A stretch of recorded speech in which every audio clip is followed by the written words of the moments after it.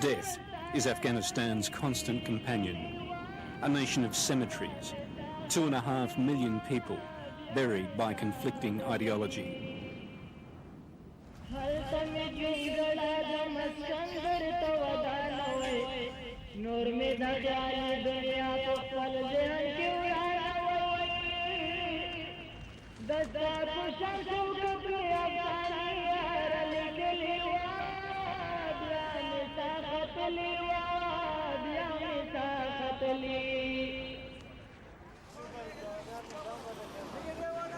The capital, Kabul, reduced to rubble by the years of civil war. Out of this crucible of anarchy came peace. The victors enforced an Islamic year zero, banning technology, reducing women to unemployable shrouds in the distance. The masters of this new order, a secretive group of Islamic fundamentalist students, or Talibs. Now there are fears that they're ready to export their Islamic revolution.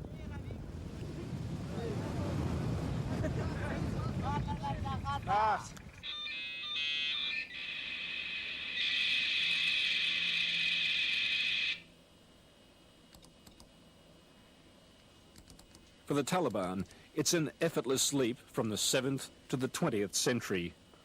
The movement's origins lie not in Afghanistan, but in the religious schools or madrasas of Pakistan.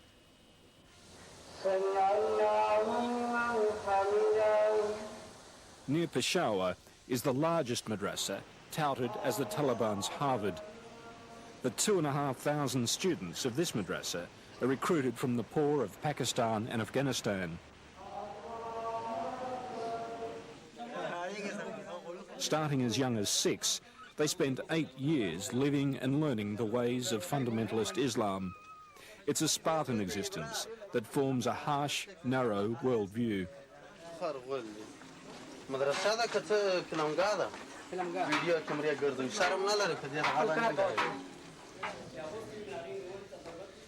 Teachers warn that they can't guarantee our safety. This madrasa is now the de facto headquarters of an international brotherhood that doesn't welcome cameras. We now have Taliban from Arab countries, the Far East, Thailand, Central Asia, Tajikistan, Uzbekistan. They're all seeking Islam. They were not allowed to read the Quran for 100 to 150 years. Samuel Huq's students do more than just read the Quran. A former Pakistan senator, he is, according to a leading investigator of the Taliban, the movement's chief recruiting officer. Well, Samuel Huq has been one of the ideological founding fathers of the Taliban since 1994. Many of the Taliban Central Committee were actually students at his madrasa, so he knows them when they were kids. His madrasas have also supplied huge amounts of manpower to them. So he's very, very important and very much revered by the Taliban. Only Afghans are going back to the Holy War. I'm not sure that Pakistanis are going. We don't permit it. But the borders are open, and it is possible they might go to see their friends over there. It's very difficult to put a percentage on it because the tendency has been that when the Taliban launch an offensive, they normally ask religious leaders in Pakistan to send their madrasa students to help them out. And so you have spurts of maybe 2,000-3,000 young men, boys, going across the border, helping the Taliban out for a specific offensive and then coming back.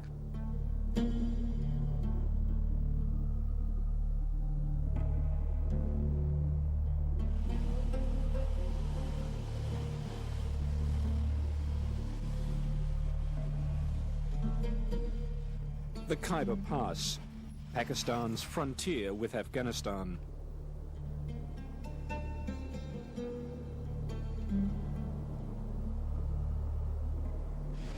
Last century, it was the gateway to the so-called Great Game between Britain and Russia, the covert struggle for control of this region. Now the Great Game is on again. This time the players, Pakistan and Iran, and taking centre stage just over the border, the Taliban. We're the first Western TV crew to visit Afghanistan since the American missile attack. 10 metres over the border, our first brush with the new order.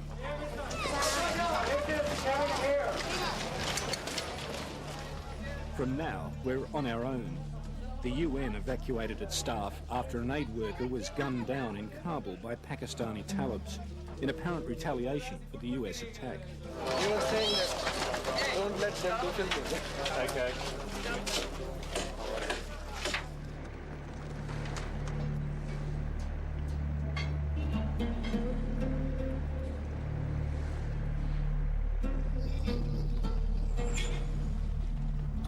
Kabul has the air of a city under occupation, mistrusted by the Taliban, its people polluted by Western values. Adding to the woes, just 24 hours earlier, a missile scored a direct hit on this crowded market, killing 80, wounding 250 others, none of them Talibs. Our Taliban minder says we can film the missile damage, but not the people. Cameraman Jeff Clegg is warned that photographing humans is un-Islamic. What's your name, please? Jeffrey. Jeffrey. Mr. Jeffrey, I told you before that photography of men is not permitted.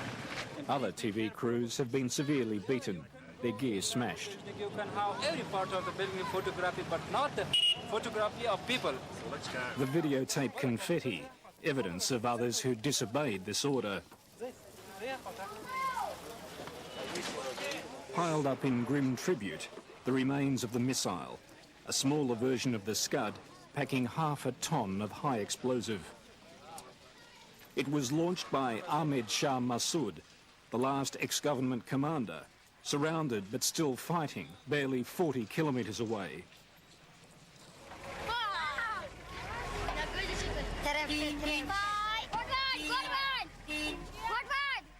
Despite the growing frequency of such attacks, there are no public displays of reassurance by the Taliban leadership. In fact, no one really knows who's in charge. Supreme Leader Mullah Omar has never been filmed or photographed. But if there's a single power broker in Afghanistan today, it's Mohammed Nabi Mohammadi, a man so powerful he feels no need to join the Taliban. Most of the Taliban leaders were his junior commanders during the war against the Soviets. Now they constantly seek his advice on policy matters. They must be given a chance. Once peace and security is implemented and law and order is in place and the killing and anarchy is finished, I assure you that the rights of all women and men will be guaranteed.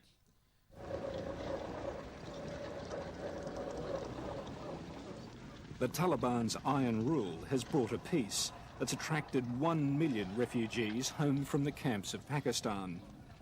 But amid the ruins, there's little prospect of immediate international aid. And already the first grumblings of dissent from a population that now wants more. But this regime tolerates neither crime nor criticism. It's a Sunday afternoon and I'm in Kandahar, a southern city in Afghanistan. This is the ideological heartland of the Taliban. Behind me in this soccer stadium, several thousand people have been gathering for some time, and they're here to witness Taliban justice in action. A number of public executions are about to happen here this afternoon.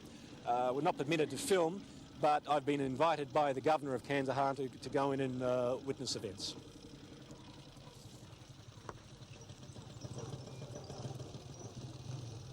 They're killing some people. Why? 3 people. Are you going to watch it? What? Are you going in to see it? No, Why not? I come here to do football. In there? Yes, in stadium. But they kill people. So they kill the people first, do they? Yes. Then you play soccer? Yes.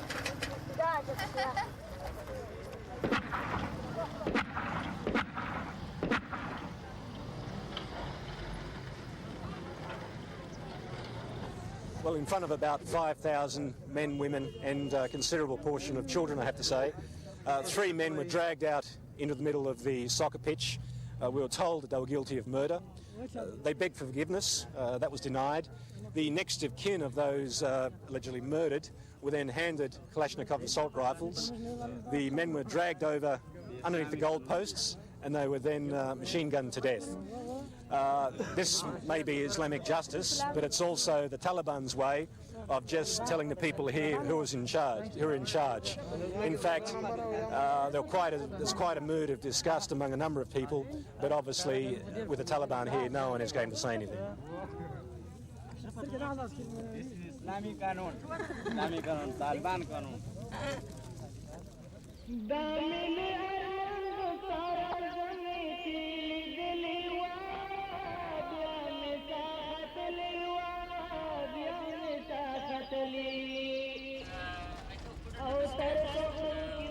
More cemeteries along the only decent road left in the country, one that leads to a battlefield.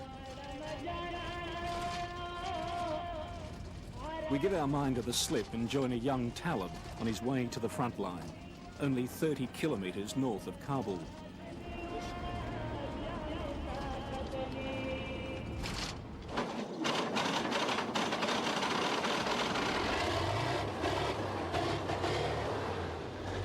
No one here seems to have heard of the camera ban.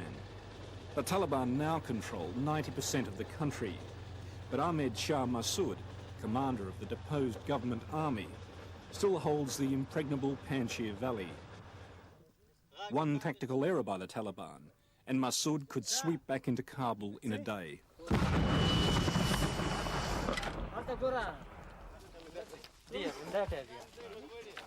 Tank fire isn't the only danger here.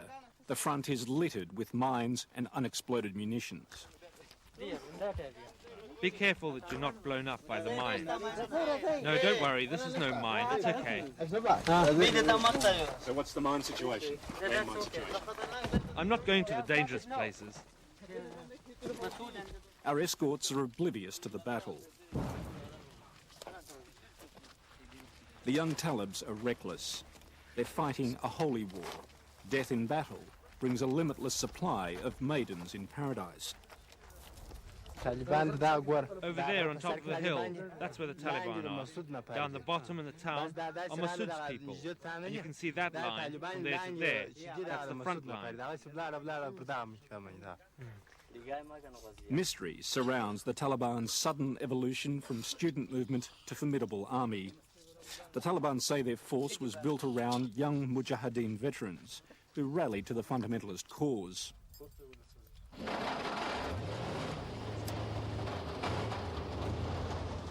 The ranks were also bolstered by professional soldiers, former officers of the deposed communist regime, who with encouragement from Pakistan intelligence, the ISI, rediscovered Allah and joined the movement. Pakistan intelligence is very much part of the government. And government policy has been to support the Taliban, give them backing, give them advice, give them help in various material fields where they may be lacking. So the ISI has been carrying out government policy as such. I mean, it has been doing that ever since the Benazir Bhutto government first started working with the Taliban in 1994.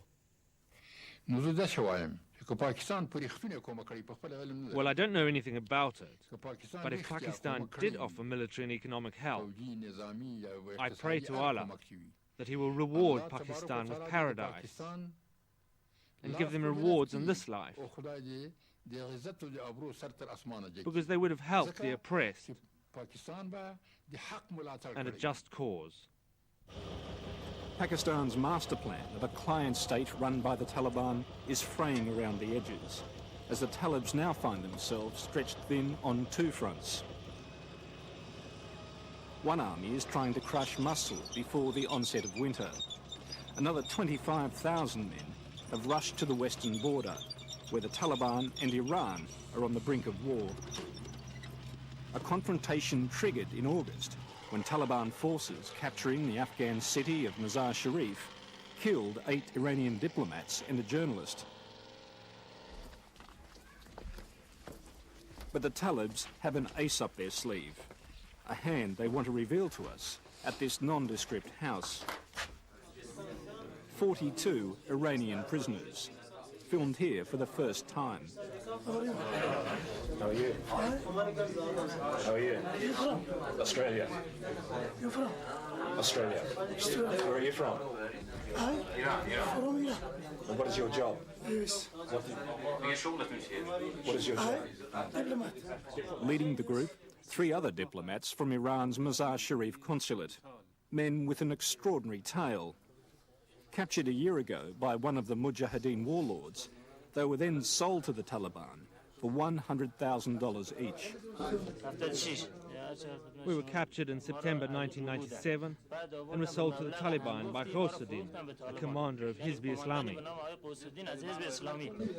Diplomats aren't the only expensive commodity here. Iran, eh? Iran? Iran. Outside, a large quantity of weapons with Iranian markings, booty in the war between the 2 great houses of Islam. Afghanistan is Sunni, Iran Shia, though both countries have sizable minorities of the other sect. It's a bond allegedly exploited by Iran through the supply of weapons to the Afghan Shia minority of Mazar-Sharif. These weapons didn't come to Mazar-Sharif by themselves. They didn't walk over here. They were carried by vehicle or aircraft into Afghanistan. In this 20th century version of the game, Iran broke the golden rule: don't get caught. Also captured at Mazar, 26 Iranians who claimed to be produce truck drivers. The Taliban say they were caught smuggling the weapons. The Taliban say that they find guns in with the food. It is not correct. It is wrong. I said I brought only goods and cooking things and like them. The truck drivers have since been released. 17 others, including the diplomats, remain prisoners. And with Taliban guards watching, display remarkable defiance. We ask the Islamic Republic of Iran to avenge the blood of the martyrs killed in Mazar-Sharif consulate. They must take revenge by all means on anyone, be they Talib or Pakistani. We were saddened to hear the news, and again we request the leaders of Iran to avenge the blood of our martyrs. God is great. God is great. Long live Khomeini.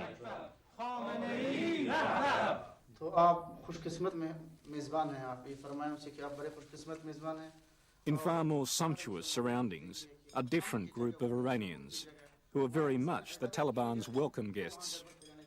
They're a new team in the great game, members of Iran's Sunni minority, targets, they say, of relentless persecution by Iran's Shia government.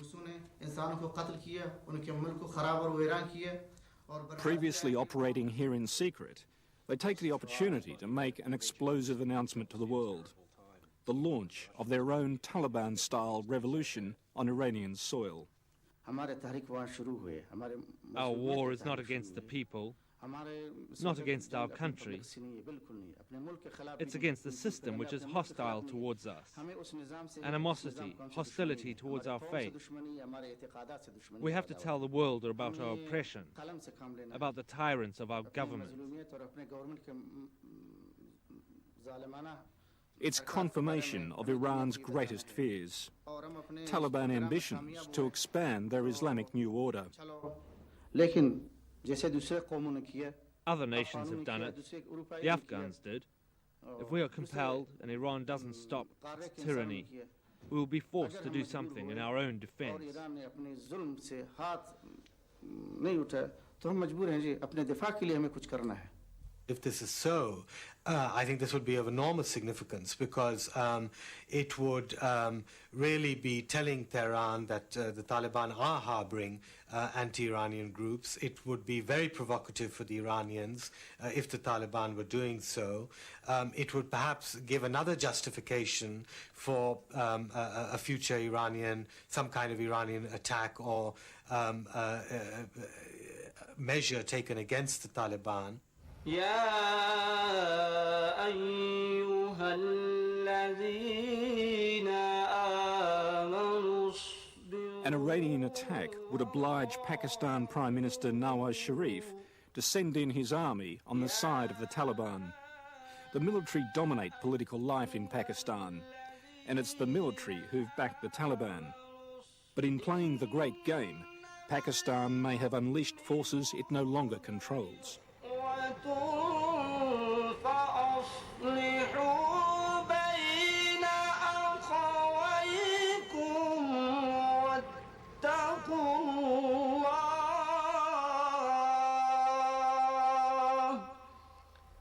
There are now 500,000 Madrasa students in Pakistan. With the economy crippled and the political leadership paralysed by corruption allegations, the movement is calling for another Taliban-style revolution here in Pakistan. We cannot get rid of them by democratic means. They have a monopoly on power. The people are suffering. As in Afghanistan, where the people were sick of their leaders and they welcomed the Taliban, here also, if some young people stand up, the ground is ready.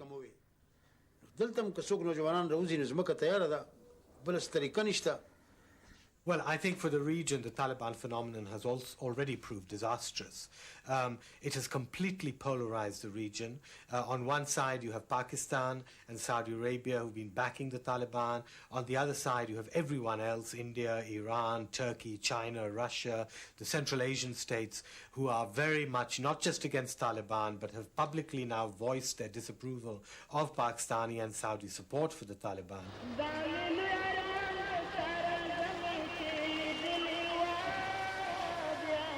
The Taliban have confounded the experts since their emergence 4 years ago. Optimists claim they're just a passing phase in the region's turbulent history. The reality is that no one knows the next direction of this erratic revolution.